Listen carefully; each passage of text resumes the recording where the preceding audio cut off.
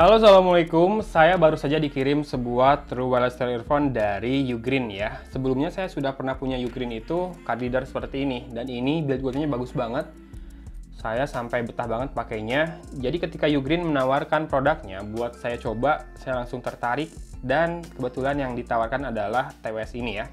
Ini saya cek di Shopee belum tersedia ya di Ugreen official store-nya. Bahkan saya cari berdasarkan namanya Ugreen Hi-Tune juga belum ada di sana. Tapi nanti akan saya taruh linknya ke Ugreen official store ya di deskripsi video ini. Siapa tahu nanti tiba-tiba ada produknya tersedia.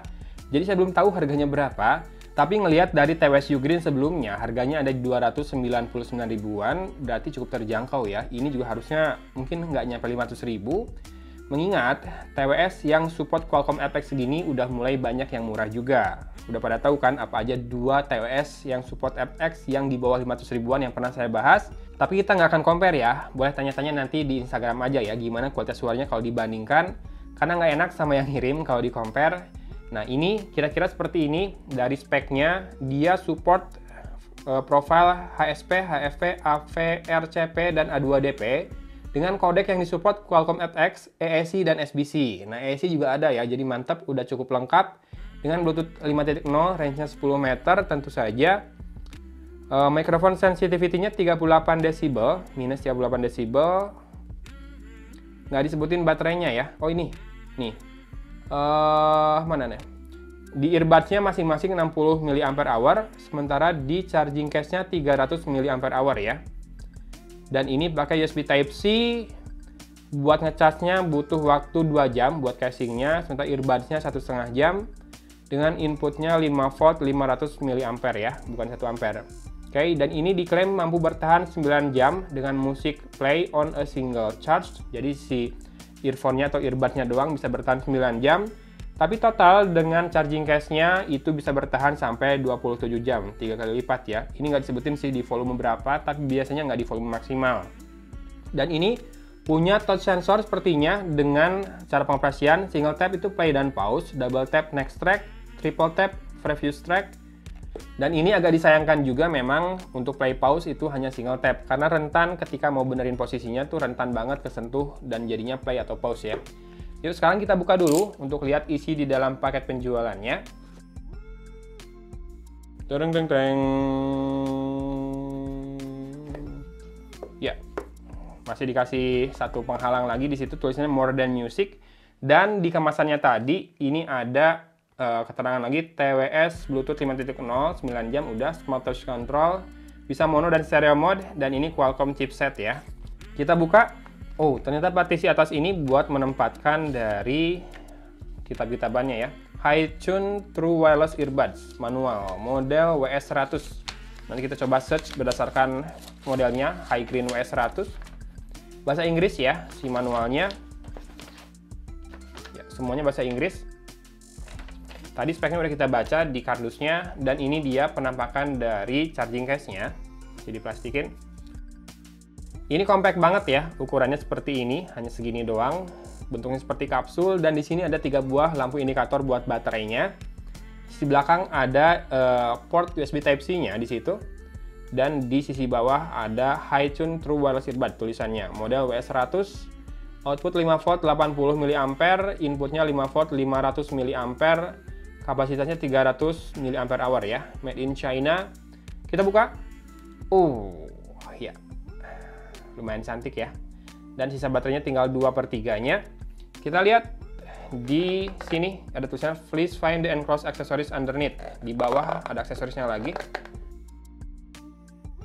Packagingnya sih lumayan bagus ya. Maksudnya kerasa kerasa cukup mewah.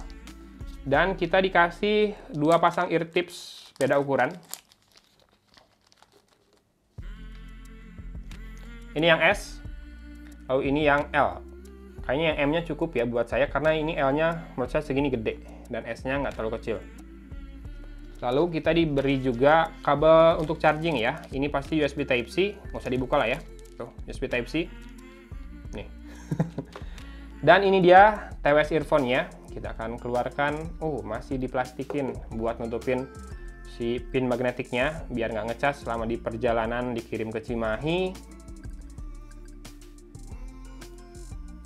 Ini kemarin masih dikirim pakai DHL ya, dari luar negeri. Pakai DHL beberapa kali dikirim earphone seperti ini, nggak kena pajak. Kalau pakai TNT atau FedEx, kena wae. Oke. Ya, kita pasangkan dan sudah menyala ya. Ini tuh lampu indikatornya putih-putih. Ya, putih. Kalau lagi ngecas, si lampu indikator yang di charging case-nya pindah ke kiri dan kanan yang nyalanya. Yang tengah nggak nyala. Oke. Penampakannya seperti ini. Ini bentuknya tipe-tipe yang ergonomis, tidak bertangkai seperti ini. Di situ ada logo Ugreen-nya, huruf U. Ini touch sensornya ya, dan di sini ada lampu indikatornya, kedip-kedip. Sekarang biru warnanya, tadi putih ketika ngecas. Kedip-kedip biru dan putih yang kiri. Lalu ini penampakan sisi yang dalamnya, ada 2 pin magnetic charge di situ, huruf R, huruf L, dan di sini ada 1 lubang, entah buat apa.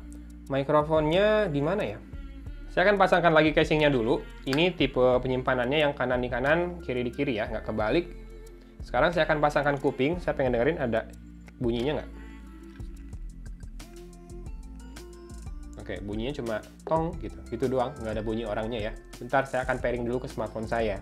Ya, yang kanan ini belum ada suaranya nih. Nanti akan saya benerin dulu ya, biar ada suaranya kiri dan kanan. Sekarang kita headbang test aja dulu.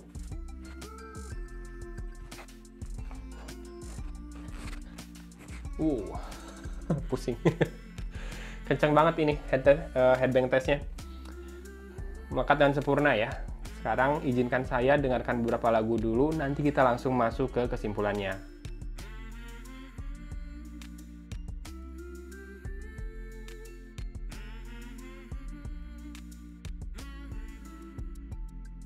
Malah kasihkan main game ya. Jadi saya ngetes berbagai hal dengan earphone ini.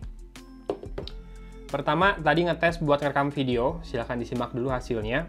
Ini sekarang saya lagi nyoba ngerekam video pakai kamera depan dari Huawei P30 Pro sambil koneksi ke TWS dari Ugreen Hi-Tune-nya masih nyala ya. Jadi harusnya mikrofonnya pakai mikrofonnya TWS ini. Silahkan dicek suaranya seperti apa. Kira-kira kalau dipakai buat video callan kayak gini bagus nggak? Habis ini saya akan matikan Bluetooth-nya dan kita coba ngerekam dengan mikrofon dari Huawei P30 Pro langsung. Nah, kayak gini kalau Bluetooth-nya mati, harusnya pakai mikrofonnya P30 Pro langsung. Saya berusaha nggak nutupin. Ntar saya pindah tangan kalau gitu. Mikrofonnya kan di sini ya. Gimana? Ada perbedaan nggak yang signifikan antara ketika yang mode tadi Bluetooth-nya nyala pakai earphone ini ngomongnya mikrofonnya dengan mikrofon dari handphone ini? Komen aja ya.